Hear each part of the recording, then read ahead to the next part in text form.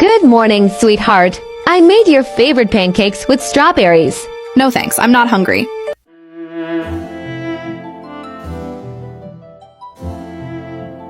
I hate her. She's always pretending to be so nice.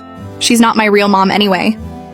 You know, Rhea told me her stepmother locks her in her room and doesn't let her meet friends. Poor girl. They all believe what I say. Let them hate her too. That's her, the stepmother who mistreats her husband's daughter. Poor girl, living with someone like that. I need to talk to you. The neighbors think I hurt Rhea. She told them so. What? Rhea would never. She's lying, she always blames me. I wish mom was still alive instead of her. You are lucky to have such a caring stepmother, Emily. Oh please, she's just trying to look nice. You should see her when dad's not around. So fake.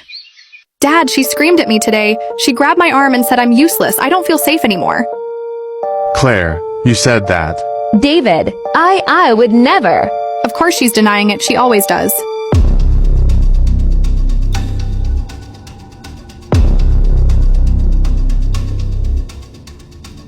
She's leaving.